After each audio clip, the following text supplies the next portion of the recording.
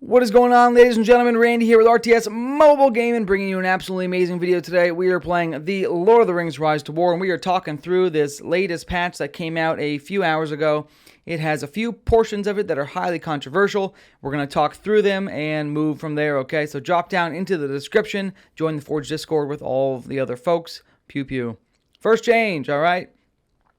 They added new challenges for the book, the Red Book of Westmarch. This is going to be beneficial for free-to-play players who have now used basically all of the, the nice respect and speed up and resource bonuses that they can acquire through the Red Book here in Season 2 and later.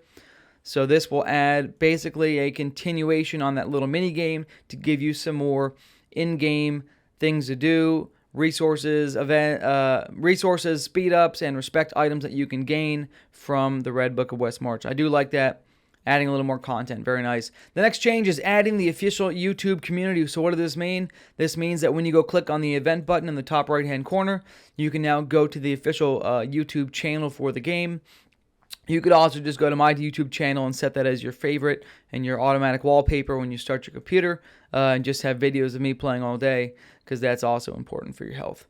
All right. Next here we have the adjustment for the rewards of all the events from the season. Okay, these are all the different events that happen as the season progresses. Mysterious Power, Tavern Tales, right? These are the events that trigger on a basically weekly basis. They are going to increase the rewards for those, which is very nice. We also have some rewards in the season event timeline for the season events in the top middle corner of your map. Top middle corner, right? That's a little oxymoron there. All right. So that's good to see. This next change has been highly controversial. In fact, this whole next section is highly controversial, and I really like some of it, and other things I'll comment on, okay? So, Kieran. If you guys did not know, previously his Respect 3 ability for Sandstorm did not stack with his Respect 0 ability to stun, okay? So this change for Kieran is really, really nice.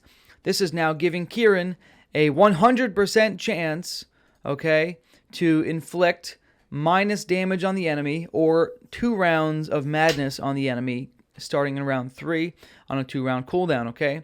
That's very, very nice, very, very strong. All right, super duper nice. If you're fighting basically against an enemy that's got only 2 units in their army, you could effectively be reducing their damage quite significantly for, every other round almost. Okay, so that's really nice to see. That's going to make Kieran's Respect 3 tree extremely valuable. It was already strong against units like Alchemists and Axe Throwers with big damage range. Now it's going to be absolutely unstoppable. Okay, Berutheo, she has needed a lot of changes. She has not been very usable yet. I like the fact that Exile is now going to affect 2 units. I like the effect that Disruption is going to switch to Astonish, and it will now be a stun on the commander. 100% chance to stun the commander with 7 points in it. Very nice, okay? Thranduil, I cannot pronounce that. He is a tier 3 commander that really performs like a tier 2 previously, so I think these changes are very welcome for his builds. First of all, Wrath of Mirkwood. This is going to increase the value of the damage he deals, the first instance of damage he deals. So previously, every single round, the first time he dealt damage, it would be 20% bonus to that damage. Now, the first time he deals damage in every round, it's a 35% increase. So I think this is going to really contribute to his effectiveness and make him more valuable. In addition, chance of Heir of the Greenwood. Heir of Greenwood the Great. Okay, the chance to trigger that heal has been increased from 40% to 50%. Both of these changes together are going to put him back into the tier 3 commander contention. It's nice to see these changes to a commander with low utilization, making them more valuable, okay? These next 2 changes are probably the most controversial changes that I've seen in this game in a while, just from the sheer amount of positive and negative feedback from all players of all walks. I have heard nothing but arguments over these changes in the past couple hours since the patch came out, so let's talk about them real quick, okay? Heatproof Skin. This is a new trait that was given to Ram Riders and Guardians, okay? At 10 out of 10 points, it will give your burn damage received minus 50%, okay? This is interesting. Let me start off by saying I really like the direction that the devs are going with this, relying on Commander Respect 5 abilities like Gandalf the Grey's High Alert, or, whaling out a Heatproof chest for minus 50% burn damage received, minus 60% burn damage received. I think those two options being the only options to help you mitigate Alchemist damage and Corsair damage, and overall just general amount of elemental damage received, I think those two options being the only ones in the game have really affected the PvP meta. It has made every commander, every single player has Gandalf the Grey and Witch King in their PvP roster on the mixed servers, okay? I can't attack a single tile without hitting 3 Gandalf the Greys, 4 Witch Kings, and a Khaldun, right? So this is going to be nice to mix up the current PvP meta. My official opinion on the percentage, right? I think the minus 50% burn damage received is a little bit extreme. I could see them going in the direction of the Cataphracts, who get, minus 25% all damage from melee units, right? Because they take minus 10% damage in general, and then minus 15% damage from melee to be a total of minus 25. I would like to see the Ram Riders and Guardians damage reduction changed to minus 25, putting them on par with Cataphracts, understanding they have other abilities that make them useful in different ways, and they're less tanky than Cataphracts. I would say change this burn damage received reduction to minus 25%, okay? That's my official opinion on that. Whether you like it or dislike it, I don't care. I literally invented the Witch King Alchemist build, and I love the build, but it needs some balancing. And I've been using Alchemists on my Gandalf the Grey because they deal the most damage. There's no unit that deals as much damage as Alchemists. On a mixed server, you can put them with all kinds of commanders and make all kinds of cool combinations. You still should be able to make those combinations. A maxed out Witch King, right?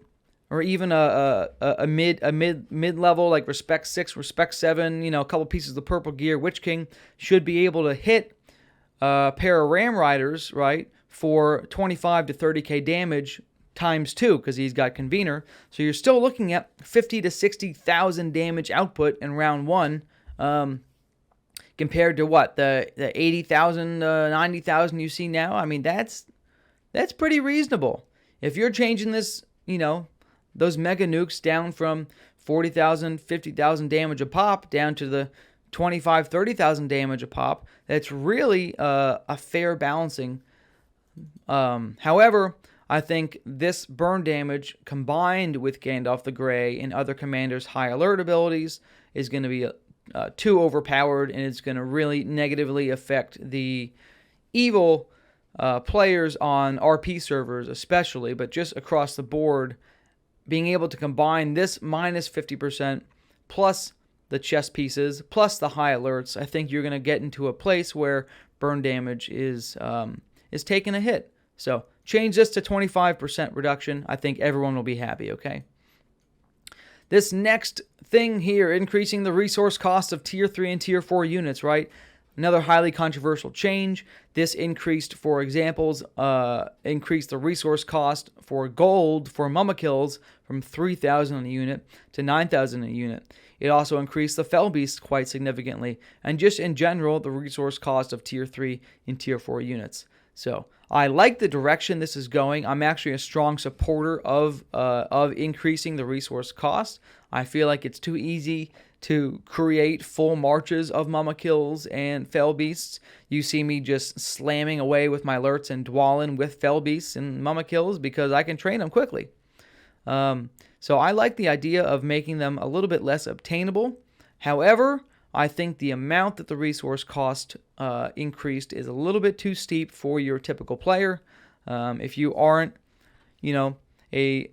at least a semi-spender who's got a lot of 200 plus tiles, you're going to have trouble funding the resources to train the Tier 4 units.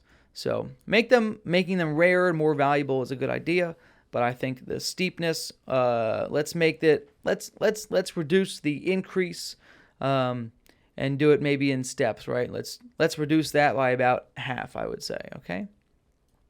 The rest of these changes are phenomenal here. We've optimized the commander units list, okay? The optimized the structure developments descriptions. That's phenomenal.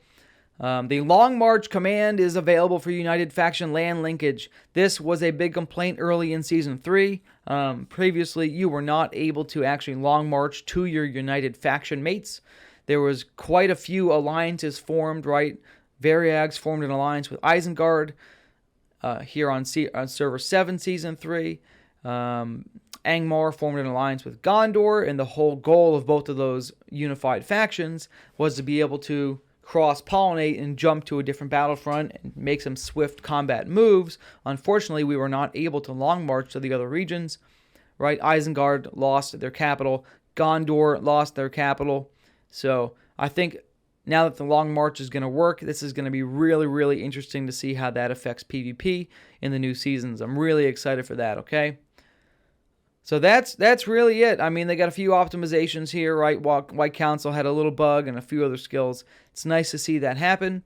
Thank you for these changes, devs. So again, to recap, guys, the burn damage, I like the direction. I think it's important to have that in the game. I like the fact that it's on 2 units that have low utilization rates, typically across the PvP spectrum.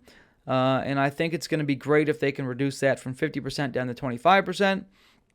In addition, I really do like the Kieran changes. I think those are fantastic.